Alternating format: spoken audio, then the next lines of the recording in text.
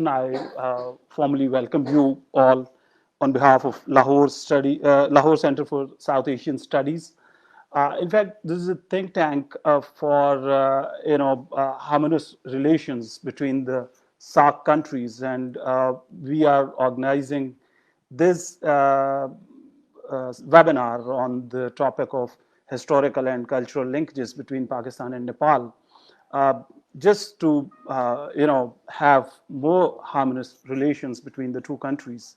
And as we have relations with each other since 1960s, so we just want to make these relations more stronger, and we want to move ahead with hand in hand with each other. I'm going to share an overview of historical and cultural linkages between Pakistan and Nepal, and then I would like Mr. Suresh Sharma, Professor Ghazala Tabassum, and Mr. Om Charan Amatya to share their views. Uh, those who are joining us, Brigadier General Suresh Sharma, who is a defense analyst and a former CEO of Nepali Institute of Strategic Studies. And then we have Professor Ghazala Tabassum. She is a professor of English language and literature here in Rawalpindi. That is a twin city with the Pakistani capital Islamabad.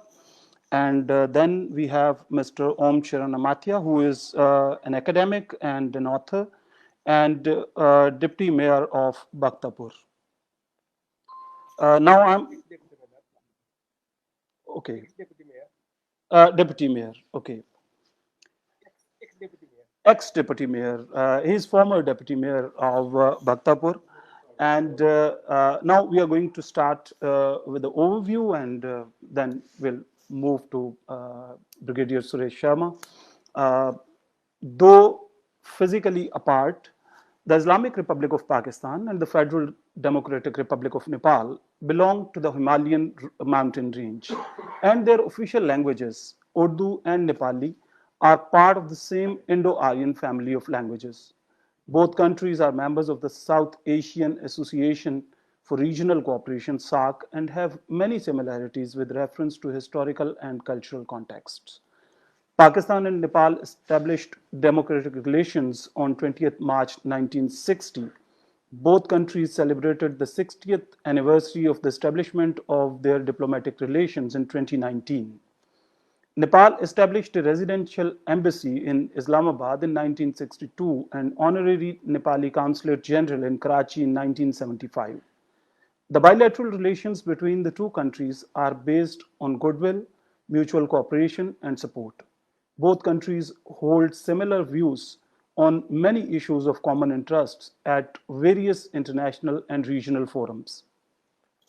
Periodic exchanges of visits at various levels have strengthened bilateral relations.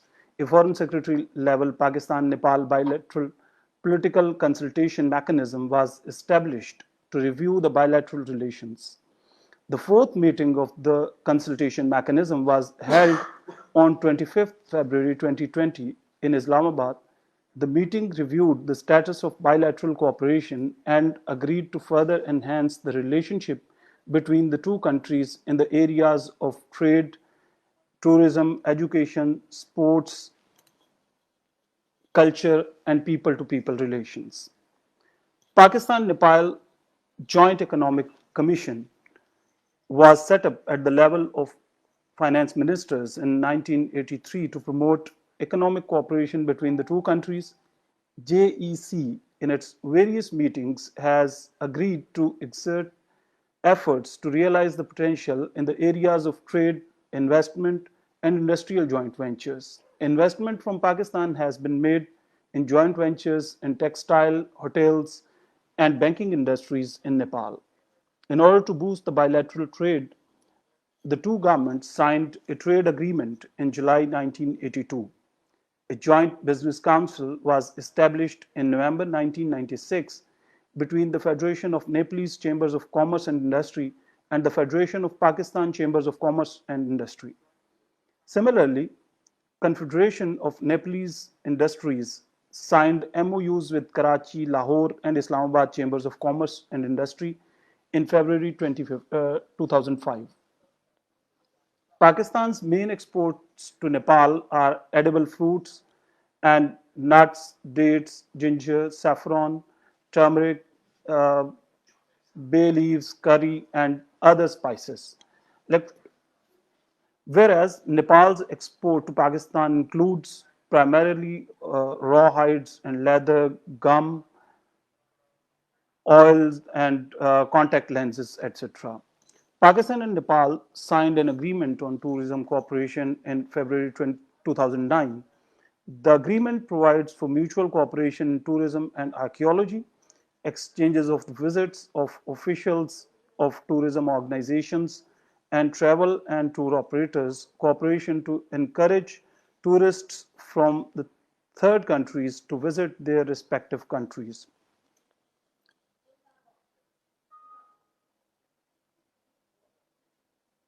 After the devastating earthquake of April 2015, the government of Pakistan sent immediate assistance to Nepal.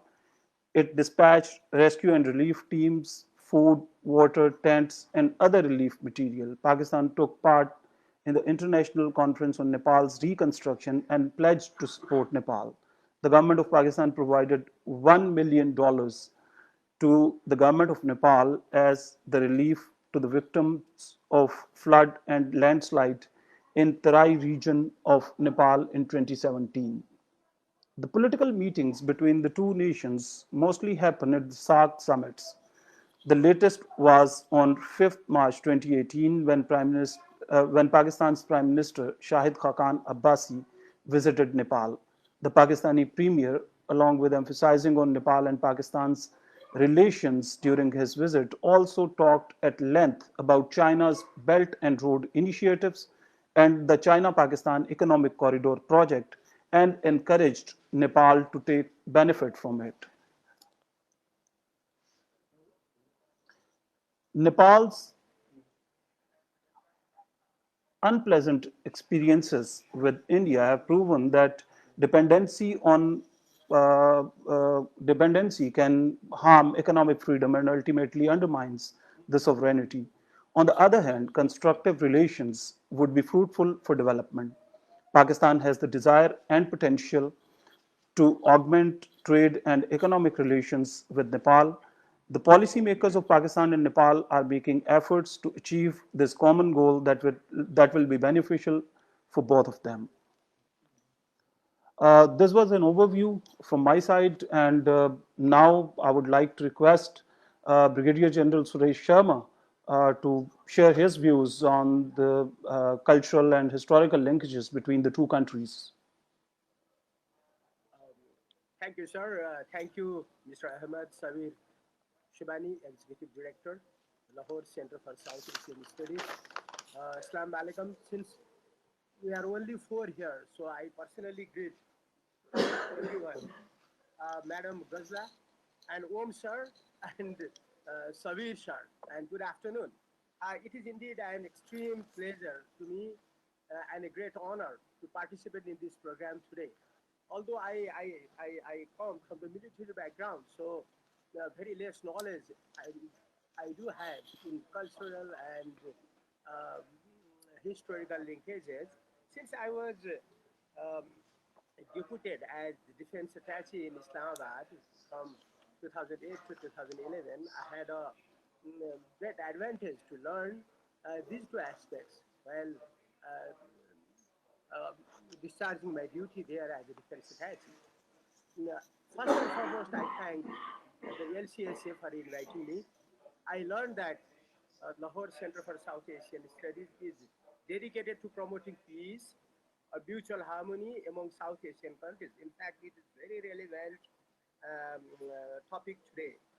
In South Asia, we need to address many issues with mutual harmony and understanding with each other. As executive director has already said that um, he has named one country and which is in between in the middle of all other countries, and in fact, that country is preventing the bilateral relations from one country to other country physically. I remember once when we Nepalese army were buying some horse. Um, Actually, the horse were provided to Nepal army in a very good price, and we had difficulties in bringing those horses to Nepal all the way from Lahore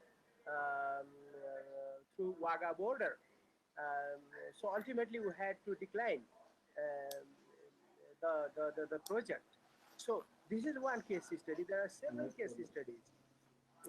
Anyway, I will not dwell upon these hiccups now. Firstly, I again congratulate LCSA for organizing such a wonderful webinar in amidst COVID-19. If COVID would not have been there, maybe we would have been physically present to discuss many common issues. In fact, chairman of our institution, NIS, all the time he wanted to conduct a seminar, talk program or interactive sessions on such subject where all South Asian think tanks representatives would come and discuss about our relationship and to promote the harmony. And I'm very happy that LCSA has the objective to promote this objective. Therefore, I once again congratulate the executive director for taking up the initiative to bring us together today in a single platform where we throw lights on our significant relationships for the regional harmony and camaraderie. At the outset, I will reiterate Pakistan's soil has great contribution in the human civilization. Since its existence, Pakistan has stood as a regional player in the complex geopolitical environment of South Asia. The diverse socio-cultural linkage of Pakistan with many of the South Asian countries is a hallmark that the people of Pakistan have ever enjoyed a good people-to-people relationship, cultural relationship exchanges, and have demonstrated their values as a peace-loving country to make this region quite distinct. I will always be a person to admire about these two friendly countries, especially in cultural aspects. Firstly, let me bring out some historical memories of the past to confirm our historical linkages. When at the time of Nepal's unification program, when the Gurkhas of Nepal were advancing towards west, so ultimately they had reached up to Kangra, and that is close to Kashmir, near the river of Satluj. And um, a very brave warrior person, Bir Balabhadra, he had a fight with the British, and he had demonstrated an unprecedented bravery while fighting with the British forces in Nalapani battle. I personally have visited the place. That place is near Dehradun, and his name is still encrypted there in the stone. And they have given a good word for his bravery.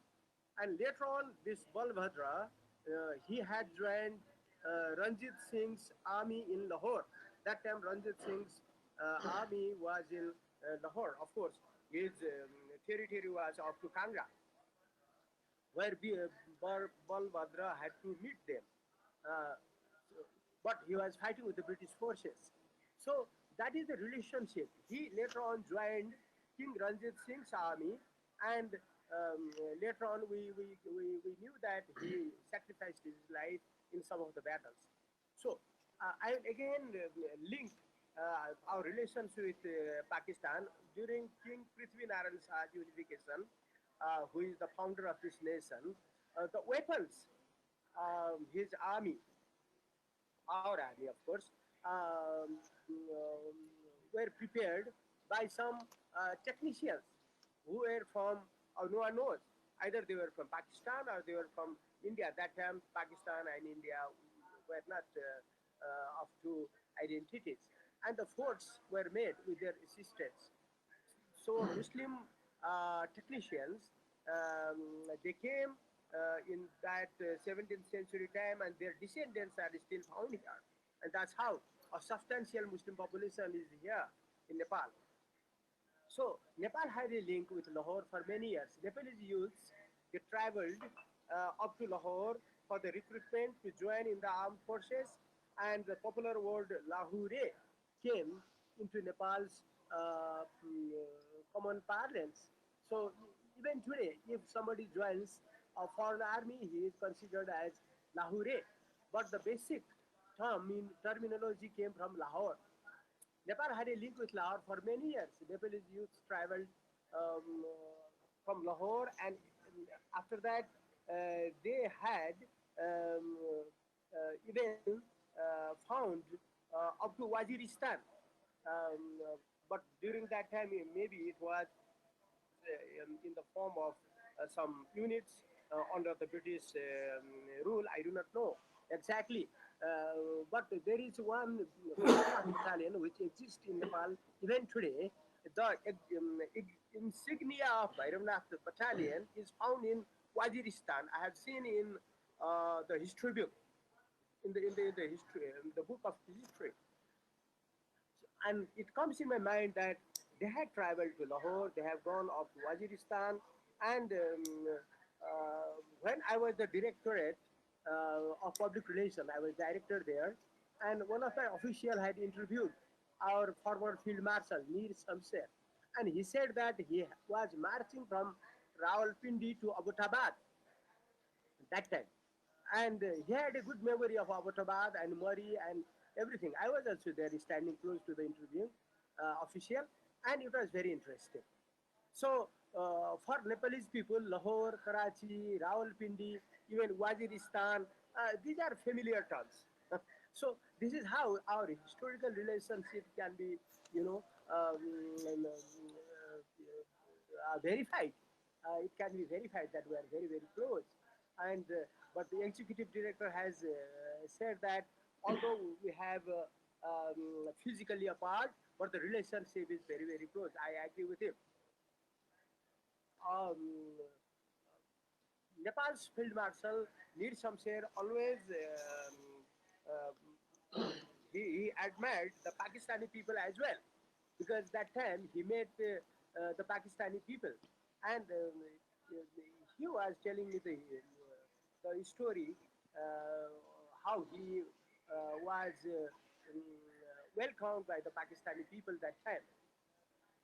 And Takshashila is one of the places where I physically visited, and there is it is a historical site, great historical site, and in ancient time a university existed that time, and I'm confident and sure that the Nepalese people also had were benefited in studying in Takshashila, but it was very long, long time ago, so we cannot have a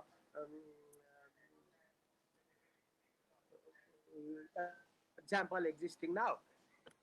So now I come down to the cultural linkages. The diplomatic ties of Pakistan and Nepal has been established in 1960. That executive director of LC, Mr. Sabir, has already said that. And there is a great journey afterwards between these nations. Many exchange visits were there. And when I was child, my brother and myself were standing in a road to greet Ayub Khan. Ayub Khan visited in 1963, I think, because that time every dignitary is visiting Kathmandu in Nepal. They used to go to the Buddhist site in Swayambhu and National Museum. Our house was close to the National Museum, and myself and my brother, I was still a child. I remember we were there to greet him. So it is not a new phenomenon that the relationship between Pakistan and Nepal has a very linear relationship. The artists, dancers, singers, dramatists of both countries, they have many, many commonalities. When I was in Islamabad, I was very happy to learn some words the Pakistani ladies use, like for ghar, hawa, tarkari, and many, many things. There are many common things in language also, as the executive director has already said. And the most interesting thing I'll tell you is the Buddhist kingdom in northwest Pakistan in Swat Valley. I was given a book by one of my colleague in Pakistan Army, and he had given me book, and I read that book, and the Padma Sambhav.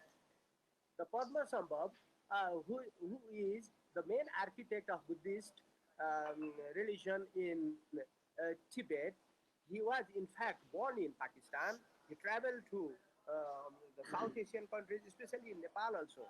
And I heard that he had that enlightenment in Harping. The Harping is, I will tell to my Pakistani colleagues, Mr. Sabir and Ms. Ghazala, it is just 5-6 kilometers from the city center of Kathmandu. The Padma Sambhav, he is known to establish diplomacy and to bring peace in Tibet and even in Kathmandu, in Nepal. So look at the contribution the Pakistan has made. In modern days, the relations has already grown, but of course, we are still in impediments for several reasons. But trans-Himalayan regional cooperation is coming, is emerging now. Both the countries we have a greater terrain in trans-Himalayan regions, and the cooperation in this aspect can be explored. And I can never forget the support extended by Pakistan for the construction um, of quake hit archaeological and cultural heritage of the country. Um, that time I was already back, but during my time in Islamabad, the Pakistan has given us many scholarship in medicine, in pharmacy, in engineering, and especially in military. Pakistan has Navy and Air Force, but Nepal does not have Navy, as you know. But when I was meeting the senior officers, senior general officers of Navy, they were saying that don't worry, we can give you any training that is suitable to you. Even you do not have Navy, so don't worry, you can send your student officer in our Navy naval training institutions. And the same thing had happened in Air Force. So it was wonderful, such a great people, and the Pakistan and Nepal has a very, very cordial relationship. There is no doubt about it, and it can be explored for our strategic interest. Uh, I will not dwell upon tourism cooperation and trades and others because I might exceed my time limit. And one thing I'll tell you, in Markaz, when I was in Markaz in Islamabad, one lady was asking, do you have the Nepalese product, the Himalayan tea? So I was astonished. And even today, I remember the Pakistani mangoes, that mangoes from Lahore and Multan, that is, and you will not find it all over the world. That is the most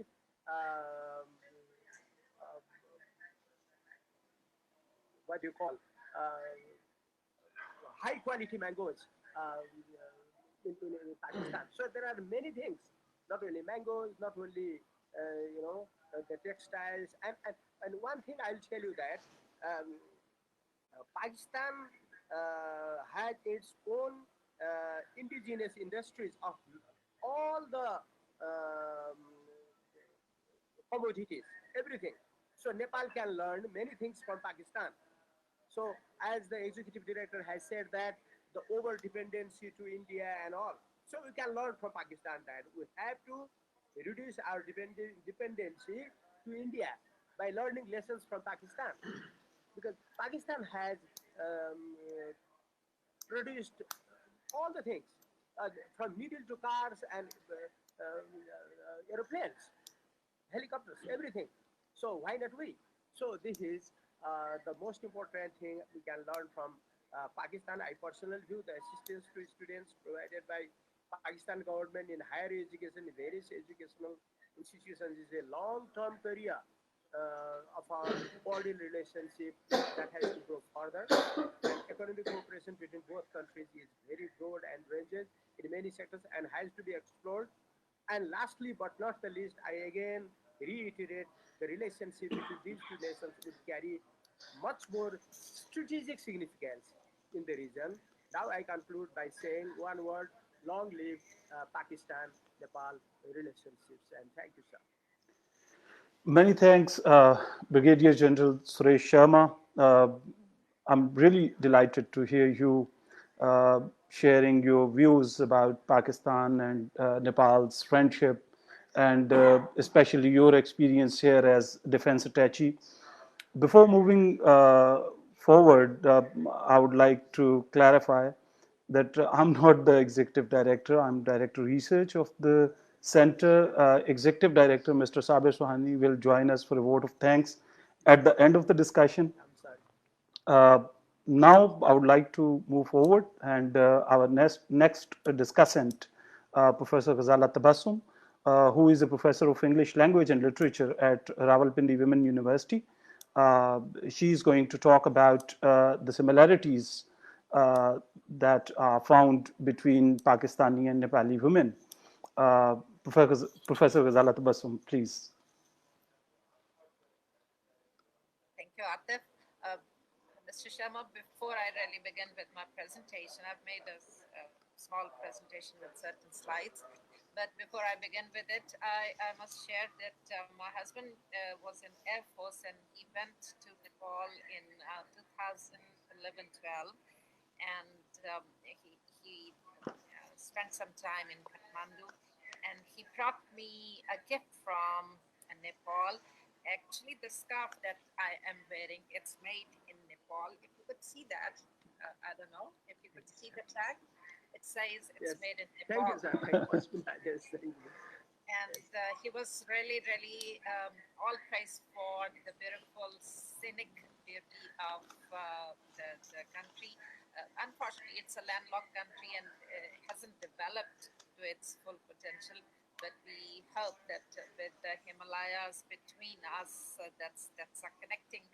Um, that's a connection between the two countries. We will have a lot in future to share with.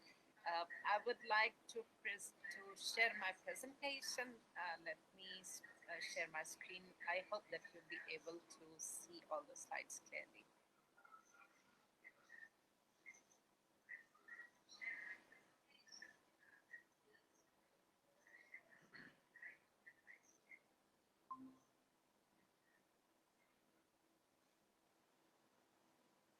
Can you see my screen, please? Yes. Yes, we Yes, sir. can. Okay.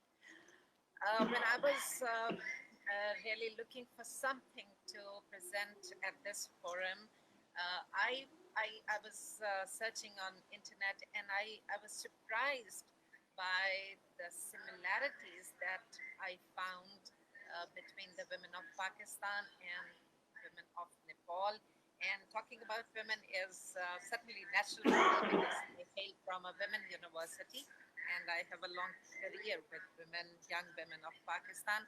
So I would like to um, present my understanding between the women, the points of intersection between the women of Pakistan and Nepal. Some historical and cultural cross lines. Major religion, as I have understood in Nepal, is Hinduism. And historically, Hindu caste system has created asymmetrical society in Nepal, where women of both lower and higher caste remain in subordinate position. Women of lower caste face both caste and gender discrimination. This is very much similar like the black women in America who were oppressed doubly because of their color and because of their gender. Islam is the dominant religion in Pakistan. Over 90% of the population are Muslim, and Islam grants equal rights to men and women.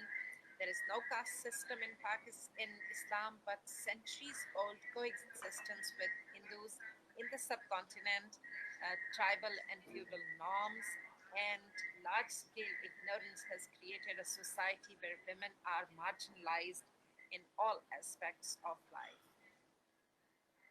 There's a common historical and cultural denominator between the women of Nepal and Pakistan. It's the patriarchal social system in the South Asian region. Historically, most traditional South Asian societies have been structured and operational on patriarchal ideology. The patriarchy justifies male control over women. Both Pakistani and Nepali women have been predominantly patriarchal societies where women are generally subordinate to men. Men are considered to be the leader of the family. So this was an interesting point that I found when I was studying some research papers related to women's status in Nepal and in Pakistan. It's a kind of psychological complacency, it's a psychoanalytical term, and it's a kind of condition that is created, that is internalized by women, by the victim of this condition. Since the socioeconomic status of women in Nepal, the idea of economically independent women is women representation in literature. I could not really pronounce the name of the Nepali writers. That's why I have not included their names.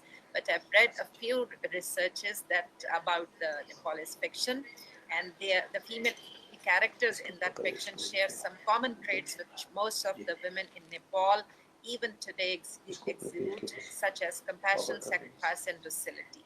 However, these female characters also display enough courage to rebel against the prevalent patriarchal dominance, and it's almost the same in Pakistani literature. This is my area of study, so I have a lot of names that I have read their work and I know from my personal knowledge. Feminine consciousness has been a recurring theme in Pakistani English fiction, though its treatment has differed in different eras. It is reflected in the works of early writers such as Ibn Issa Hamidullah, Bepse Sidba, Sara Suleri, and Zulfikar Bose. In recent times, writers such as Talat Abbasi, Muhammad Hanif, Muhammad Hamid, Kamila Shamsi, Usma Aslam Khan have also directly and indirectly tackled the same question in their fiction. Female characters in the work of these writers often highlight the various values, customs, and traditions that shape a woman's life in our society. Women in early Pakistani English fiction were shown either as cogs in the wheel of patriarchal system or as targets of various forms of patriarchal oppression. Pakistani fiction writers in the second half of the 20th century drew upon moments of suppression when female characters, protagonists, questioned the nature of patriarchal customs and traditions surrounding them, but were not allowed to get away with their questioning. In contrast, more recently, certain writers such as Talat, in her short story Vidurkor and other short stories published in 2001, she portrays mostly working class women who not only question social norms and their position within the domestic and public spheres, but also break out of patriarchal suppression in their own unique way. The resistance that was nipped several decades ago has now become a visible and active rebellion. Muhammad Hanif and Mohsin Hamid are two male writers who portrayed this a very strong woman who knows how to find her way and reach her goal in their fiction. Certain things are changing as far as the women's status is concerned. In Nepal, government of Nepal has adopted important normative frameworks of women's rights, including the Convention on the Elimination of All Forms of Discrimination Against Women, Beijing Declaration, and Platform for Action 2030 Agenda in its Sustainable Development Goals, and UN Security Council Resolution 1325 and 1820. These commitments are enshrined in the Constitution of Nepal, and efforts are being taken to ensure that all laws and policies conform with the constitutional provisions on gender equality. Women's representation in the Constituent Assembly has dramatically increased to 29% in the November 2013 elections from 2.9% in 1991. Two UN agencies have deepened their cooperation to boost gender equality and women empowerment in Nepal. Same is the case in Pakistan. Overall improvements in women's rights are spreading through Pakistan, and an increasing number of Pakistani women are educated and literate. Religious groups and civil society are increasingly denouncing violence against women. The All Pakistan Ulama Council, the largest group of religious clergy in Pakistan, have issued a fatwa against honor killing. Courts have answered the call by women's rights advocates throughout the country and delivered harsher punishments for violent crimes against women. In recent years, there are some progress, notably in Punjab, the Protection of Women Against Violence Bill in 2015. Gender Concern International is hopeful that further engagement with such initiative can lead to positive effects on women in Pakistan. There are certain NGOs. I've selected some women from Nepal and Pakistan who represent the same office. Uh, Devi Bhandari, President of Nepal, Benazir Bhutto, Prime Minister of Pakistan. Then we have Brigadier General Dr. Radha Shah, highest ranking female in Nepal. And we have Major General Shahida Malik. She is also the highest ranking female in Pakistan Army. We have Sushila Karki, first female Supreme Court Justice in Nepal. Justice Nasra, she had been a justice in High Court, Pakistan. And Justice Aisha Malik, she has recently been nominated for Supreme Court of Pakistan. These are some women. You can see Shamim Akhtar at the right top corner of my slide. She is the first women truck driver in Pakistan. I met her in a function, and she is an emblem of courage and clarity in her mind. Then we have Aisha, the first fighter pilot, and we have Nur Fatma, the first women ASP in Pakistan. And there are certain mountaineers, there are certain cricket team captains, and there is the football team of Nepal and Pakistan. It means that women are challenging the way their life has been settled by men, and they are entering, and not just entering, but rather they are dominating the male dominated fields such as truck driving, fighter piloting, or football playing.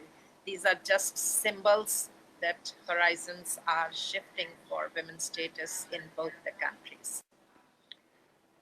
Thank you, Professor Ghazala Tabassum. This was really informative and thought-provoking, and especially I learned a lot from your presentation. And though we have many similarities, but some of them are not to cherish. And now we move forward to Mr. Om Charan Amatya. He is going to share his views on historical linkages and especially historical and cultural linkages between Pakistan and Nepal. Mr. Om Charan Amatya. Namaskar and Assalamu alaikum. Mohtarma Commission, respected Suresh Sharmaji and the moderator, Irfan. And before putting my point first, I'd like to express my sincere gratitude to the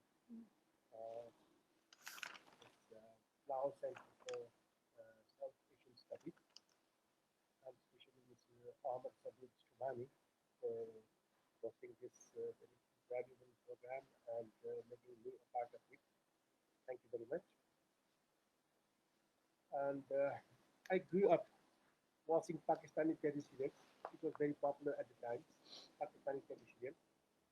And I grew up hearing words like Lahore. Just respected Suresh Sharma has elaborated about the word Lahore. And we are very much associated or attached with Pakistan and the friendly Pakistani people.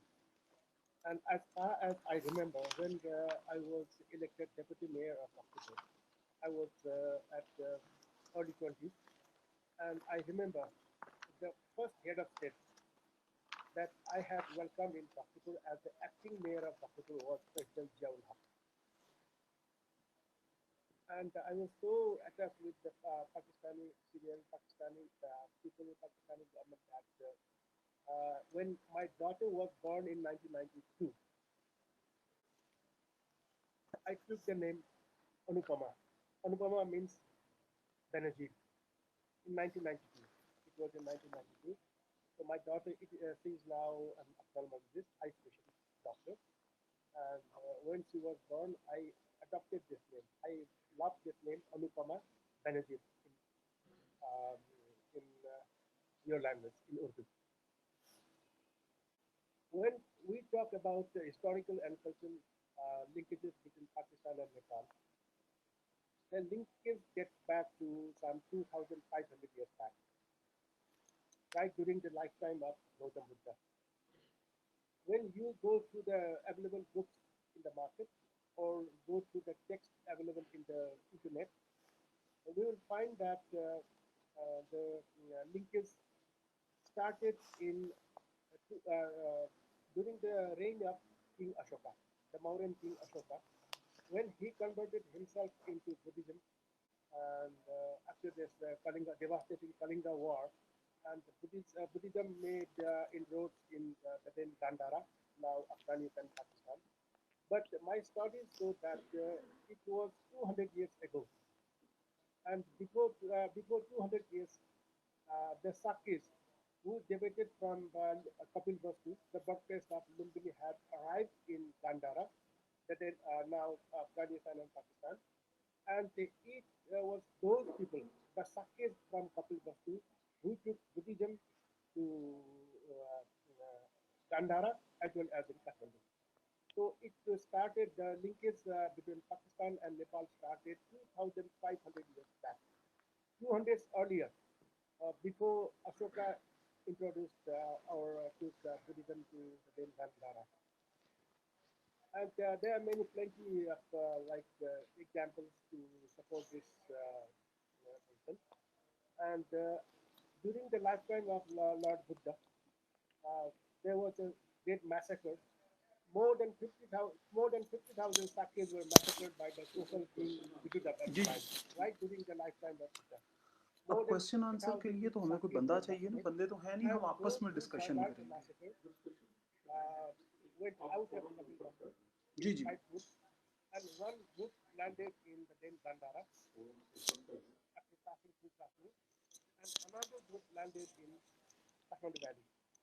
So there you can see many Sakyas here. Even the incumbent, the present mayor of Kathmandu is Vijayasundar Sakya. He is a descendant of those Sakyas who have entered Kathmandu Valley 2,500 years ago. So one branch landed in the Gandhara, the then Gandhara, and they started propagating Buddhism at the time. And when they arrived there, after passing through Kashmir, the Kashmir Valley, they ended up in Gandhara. And Hinduism was a dominant religion at the time. And because of the contradictions among the Hindu sects in those days, and Buddhism found a fertile land at the time, and it grew up. And the growth remained till 6th, 5th century, till the White Huns invaded the Gandhara state at the time. So if we go by the historical and cultural linkages, we must say that it is 2,500 years. So there, today, there is a geographical difference between Pakistan and Nepal, but by heart we are together. For example, the latest incident is that when we were struck by this devastating earthquake in 2015, and the Pakistani government promptly provided 1 million US dollars at the time, $1 million. For us, that $1, $1 million, it's a huge amount in the sense. But much more important is the intimacy and cordiality that has shown by the Pakistani government and people at the time to the people. That counted the most, I think. And Respected Suresh Sharma has already elaborated that in the course of time there was Padmasambhav in the 8th century. Uh, he was born in the Dhanakosa, near the Dhanakosa lake in Swat Valley, and uh, he went to Tibet, to Nepal, via Nepal, and he had made stopovers in Khorpi, to the southern edge of Kathmandu Valley, and Saku, some 17 kilometers to the east of Kathmandu. And you can still see there the finger imprint of Padmasambhav at the cave there. There is one Asura cave in Khorpi, still there, Asura cave, and this Asura cave is where he had meditated for several days. And when the kind of energy was generated within his body after that the meditation, and he had to release that energy, and he released that energy to a nearby rock, and you can see the hand imprint of Padma Sambhav on that rock still today. So these are the relations we have enjoyed in the past. And for your information, there's many other figures, religious and cultural figures, which you can find in Gandhara and even in Kathmandu. For example, Arati, Arati, and the demoness turned goddess. You can see a huge and very elaborately made temple at the Swambhu complex in Kathmandu, Arati temple, and it is dedicated to the children. And she used to be a demoness, and later after her encounter with the Buddha, she became like caretaker of children. And you can see that the many temples, and the prominent among them is near the Swayambhu temple. And Harati has been found. The statues of Harati have been found in different places in Dandara. And you can see in many. I've never been to Pakistan, but I have heard, I have read about all these things, the different books, different sources, and you can see the statues of Haraki in different museums, still in different museums in Pakistan. And besides that, you can see also the Kumar. Kumar, the warrior god. It is in Hindu mythology. It is Kumar is a warrior god, and the warrior, the statues of warrior god Kumar have been found in different places in Gandhara. And you can see in the summer, Kumar is worshipped here.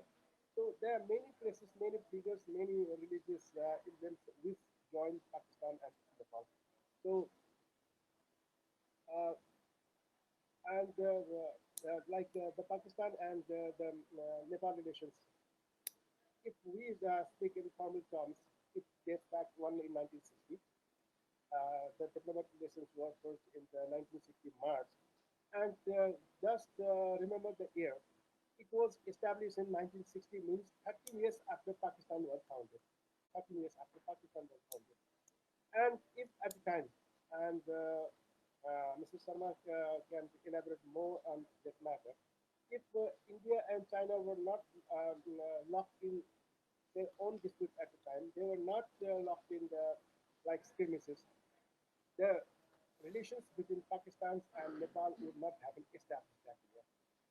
They were entangled in those skirmishes, and at the time, the prime minister as well as the king made the good use of that time and established relations with Pakistan. So the 1960 is very significant in our diplomatic relations, our especially Nepal's history of diplomacy. And after that, and there are many political developments here, and the better not to talk about the political and all these things, I think. If, and we are just talking about historical and cultural linkages. So there are many ups and downs. And even in 1971, I have elaborated that one thing is one incident in my one of my books in that is in Nepali. And in 1971, we were at a school, I think I was grade 8, I think, when the war broke out between Pakistan and India, and Bangladesh was made afterwards. And there was huge demonstrations here in Bhaktapur at the time. And we were opposed to the formation of Bangladesh at the time. And I have written one episode, one incident in my book, saying that when Bangladesh was formed, before that, Mukti Bahini was created, and respected Suresh Sharma might have known much about it. And when Mukti Bahini was founded in Calcutta in 1970, and there was a Mukti Bahini or Warriors of Independence, Mukti Bahini, and Indira Gandhi made and infiltrated many Gorkha armies, Gorkha personnel in Bangladesh, but then East Pakistan, and they would put on the uniforms of Mukti Bahini. They were actually Gorkhas. And they were put up that uniforms of Mukti Bahini. In the front, there were Bangla people, led by Bangabandhu at the time. And in the rear part, that is running low,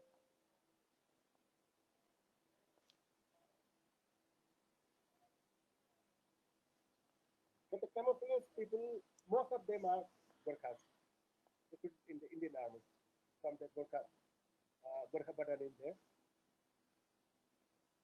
So they use those Gorkha personnel, Gorkha people, Gorkha armament, in the name of Mukti Bahini and the East Pakistan. But then East Pakistan was separated from the West Pakistan, and Bangladesh was created. It is what we had demonstrated against at the time.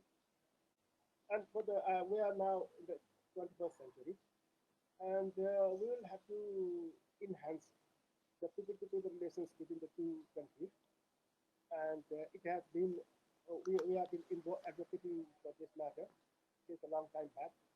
And for as a Nepali national, enhancing people-to-people relations between Nepali and Pakistani people will enhance our struggle for sovereignty and territorial integrity.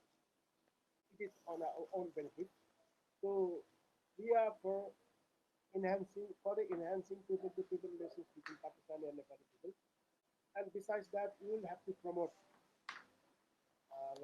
bilateral trade and tourism. And moreover, uh, if possible, we will have to have direct air link.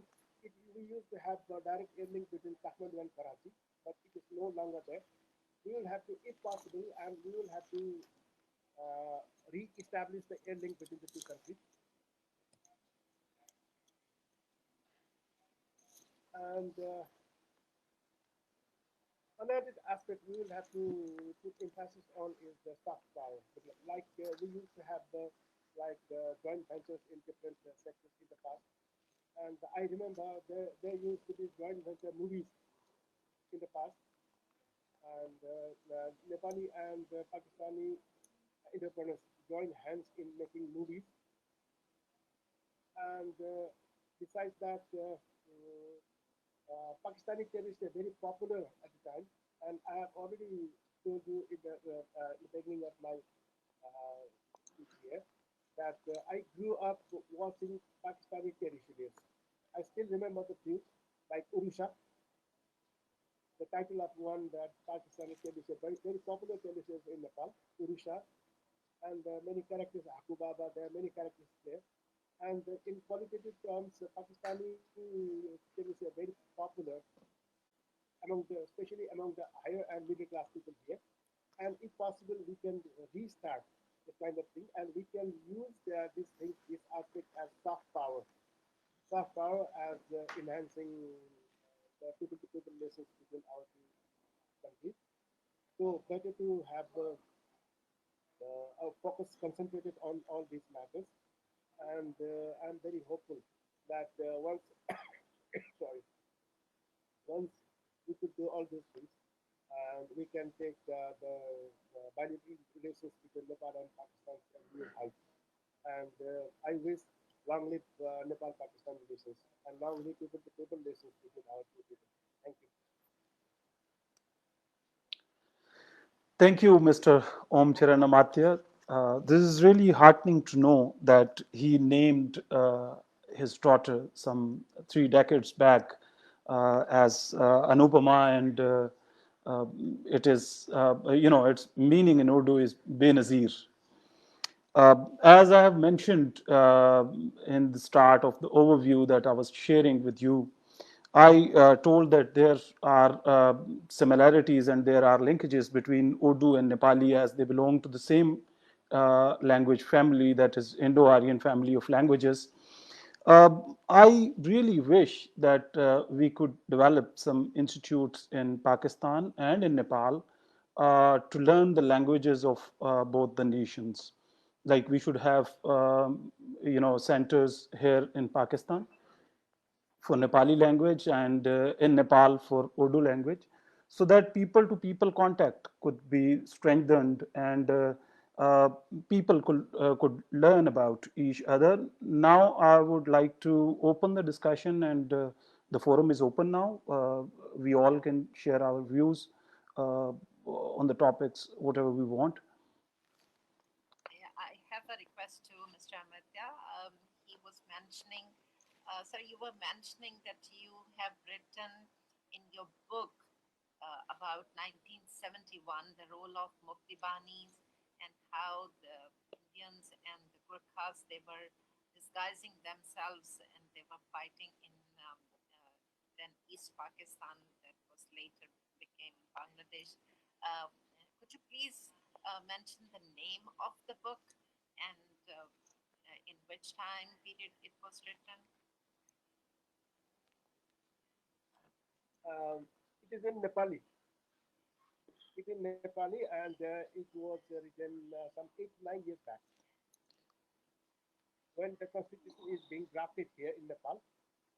And in that context, I have elaborated many examples, many incidents taking place around the world at the time, like the Crimean issue, like the Bangladesh issue, like Nagorno Karabakh, all this. I've cited many examples there, and one of the examples is about Mukti Bahini, and that is in Nepali. And if you want, I can provide it to you through the Pakistani embassy in Kathmandu.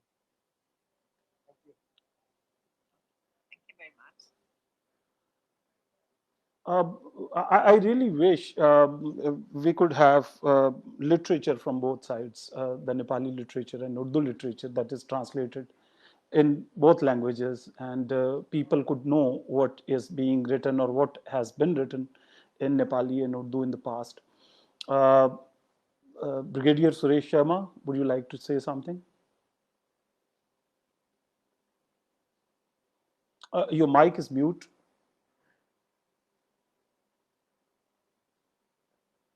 Right. In regard to the Urdu translation or English translation of Nepali book, in fact, I was lucky to meet one scholar in Islamabad, and he had translated a good book written in Nepali, in Urdu and English. But I'm sorry, I do not have his name now. But there are people who can understand Nepali and they have translated it into Urdu. That is one point. And the other is, I fully agree with Om sir. He has specified some departure points for our linkages, to foster our linkages, to embolden our linkages, especially culturally and economically. That is the direct year link that has a enormous advantage to start with. I agree with him. And the second is the trade relationship. Our trade relationship has shrunk. It is shrinking. I do not know why. About a few years ago, there used to be some displaying of Pakistani materials, goods, handicrafts, and many things in Kathmandu. But maybe due to COVID situation, it has not come out. But Yeah, it is a great point he has brought out, and I think the Lahore Institute of South Asian Studies can bring this point to the concerned, and the soft power. And soft power, I fully agree. These days, everyone talks about soft power, and soft power has a greater role in diversifying our relationship, elevating our relationship, strengthening our relationship in a newer dimension. And the continuity of the TV serials, he has spoken a very small thing, but it has a big meaning, very big meaning. So let us start. These are three departure points he has specified, and I thank him because he is a extremely knowledgeable person, scholar, and he has given this point, and I also have taken it very seriously, and I suggest Lahore Institute of South Asian Studies can take these points. Can I ask a question, Sure. Ms. Sharma or Mr. Amatya, whosoever replies? What is the medium of instruction in Nepal? Like in schools and colleges and higher education, what's the medium of instruction? Is it English or is it the local native language? Nepali and English. Both. Yeah. So it means that the students in higher education must be knowing English very well if it's the media of instruction in Nepal. Okay, And we can in have technical some kind. subjects, Sorry, please. sorry. No, you say something. And in technical topics, and if you want to become a doctor or an engineer, then you will have to go to English textbook, not in the Nepali. Yeah, It's the same in not. It's the same in Pakistan. We have medium of instruction, English as medium of instruction in higher education. But um, we can have a kind of student exchange program as well. Like this can be promoted. That if like there must be certain disciplines that are very strong in Nepal, even tourism. I mean, the studies in tourism, I don't know, and things like that, they can be taught to Pakistani students, and we can also invite uh, students from Nepal. Like today my son was talking about his university fellows who have invented Formula One car, and they have competed with the world teams. That they have won the so technology is certainly a strong point that we should have, and students from Nepal can come up for science and technology education in Pakistan. Professor Ghazala, here I would like to add something that Pakistan has a program that is called PTAP, that is Pakistan Technical Assistance Program. This is for Nepali students, and we have some 25 seats for them. And this program is for students of medical, engineering, and pharmaceutical fields.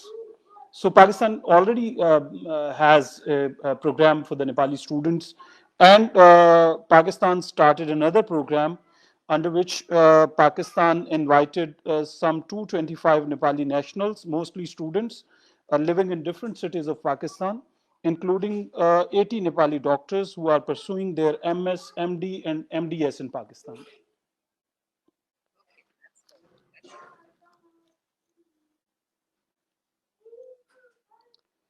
I think we should enhance people to people contact between Nepalis and Pakistanis.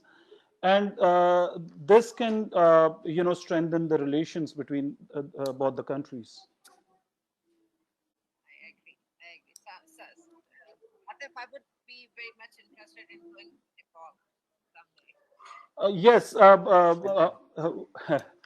when Brigadier Suresh Sharma was sharing that he served as a defense attaché in Pakistan during 2008 and 2011, I was thinking that why don't we have educational attaches in Nepal from Pakistan and in Pakistan from Nepal, so that they could play their role for strengthening the bilateral relations.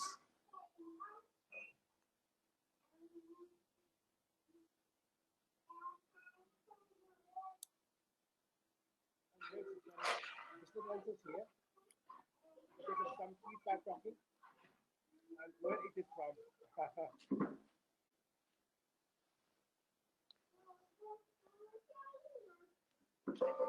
There's some background noise that is Yeah, yeah. hindering the message.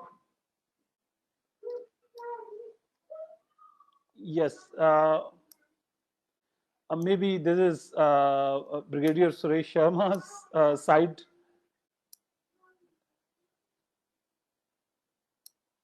Yes, I was saying that uh, Mr. Amatya, you are saying something. Yeah. Lastly, I would like to express my gratitude to the Pakistani people, Pakistani taxpayers, and for your kind information. And the Pakistani embassy in Kathmandu has supported me in getting my book published, uh, the latest book, and the title is Buddhism and Buddhist Heritage in Pakistan. It is in two languages, two different books, one in English, another in Nepali. Can you see the title here? Yes, great. And Congratulations. the project has been supported by the Pakistani embassy here, and it means the money comes from the Pakistani taxpayers. So I'm very grateful to the Pakistani people, Pakistani taxpayers for the support I've got in getting my book published. Thank you. Uh, Convey my sincere thanks to the Pakistani people. Mr. Amatya, how can we get this book in Pakistan? Because the different process here. Okay, For example, one thing that inspired me is the word Bahi. okay, Bahi. There is one.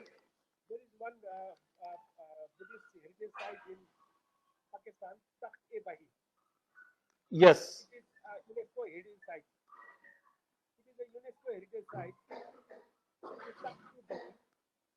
And the word Bahi inspired me because if you go around in the Kathmandu Valley, you can see many Bahis here. Bahis. In Newari, in Newari language as well as in Pali language, Bahi means Buddhist monastery. And I was struck that if Takht-e-Bahi, it may have different meaning in the Urdu, but in Bahi. So there are many Bahis in Bhaktipur, Lalitpur, and Kathmandu. So many Bahis here, and I try to explore the linkage between Takhe Bahi and many Bahis here, and it inspired me to like explore in different aspects here. And I found I got many books, many resources here. I went around the Bahis here, and I was totally amazed to see that the layout, the design of the Takhe Bahi and the many Bahis are similar. So it is my point that the Sakyas might have taken Buddhism in the then Gandhara 2005 years ago, means 200 years before Ashoka introduced Buddhism in those areas.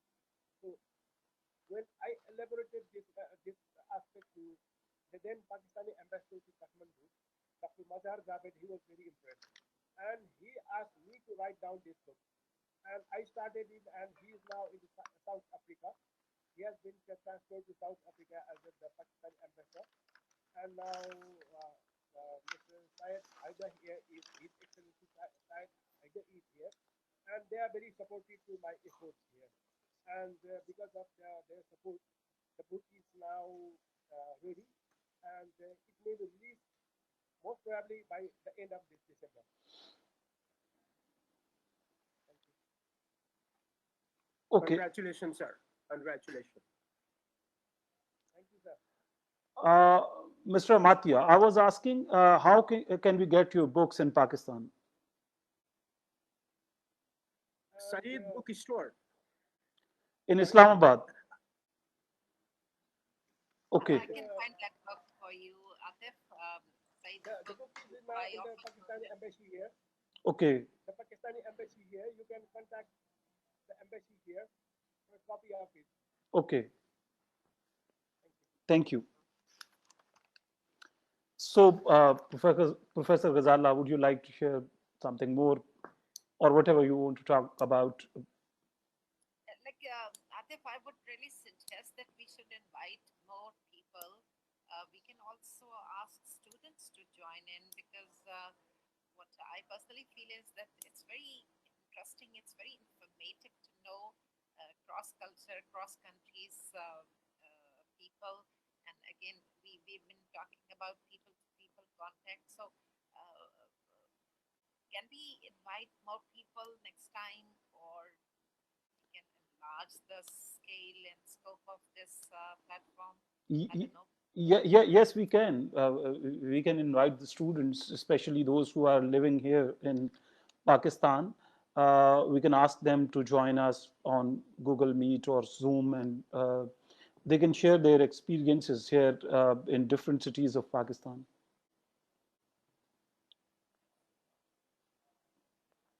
Mr. Amatya, anything else you would like to share with us? Nothing else. Uh, That's all for today from my side. Thank you. Thank you. Brigadier Suresh Sharma, would you like to add something? Uh, not at all, sir. What Madam Ghazala has said, I think we can invite more participants next time. Whenever I am in some webinars, there is a lot of students also. They are participating and asking questions with curiosity and learning things. Maybe we may not have time for the to add more speakers, but you can add participants. That is also my suggestion, sir. Uh, True, I agree with you. And next, in the next webinar, we would like to have students from both countries, from Pakistan and Nepal. Now, I would like to invite Mr. Ahmed Sabir Subhani, who is Executive Director of Lahore Center for South Asian Studies. He would come here for a vote of thanks. Uh, he is joining us shortly. Thank you, ladies and gentlemen. It's a matter of pride for me to have such a high-profile thinker in our platform, Lahore Studies of Central South Asian Studies. Uh, our basic object is promote peace and harmony in South Asian regions, and the intelligentsia is the most important vehicle to promote and develop harmony and peace. And other is a people to people contract will improve and develop the peace and harmony.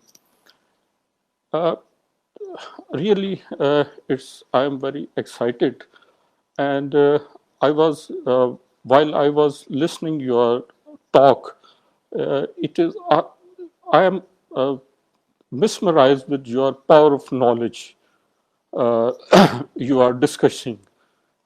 I was really mesmerized with your power of knowledge. You so comprehensively discuss on your topics, and I feel very elevated and feel pride.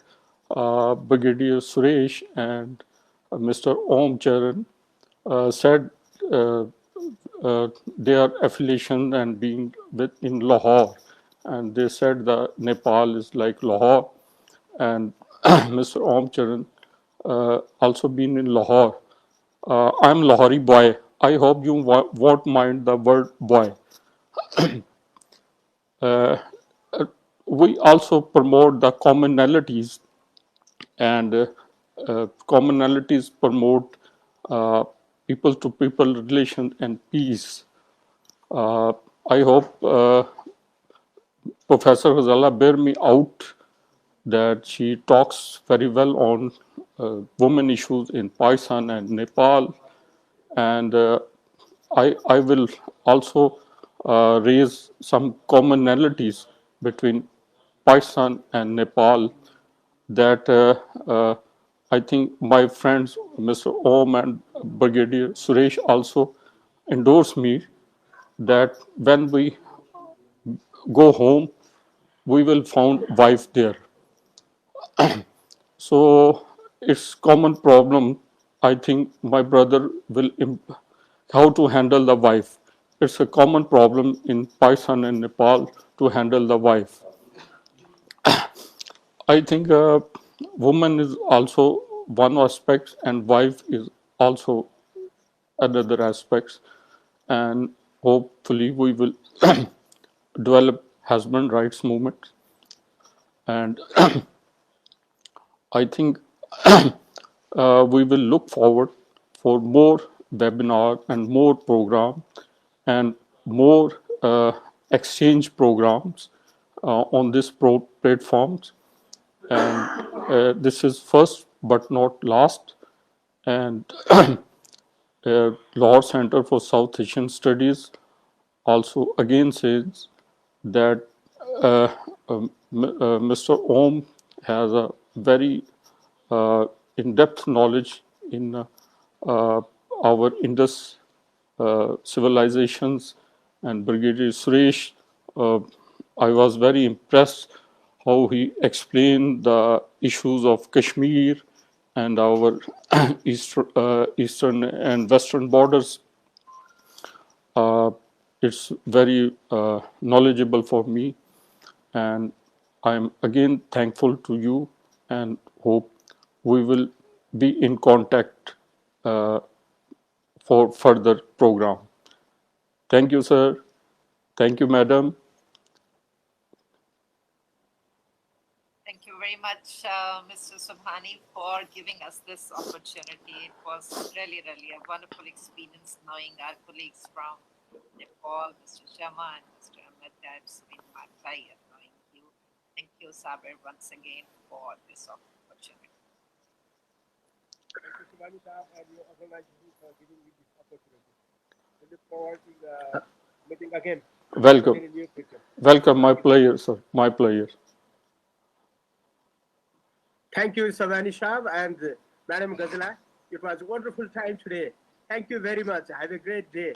Our pleasure and thank you and have a great day. Thank you. Thank you. Goodbye. Goodbye.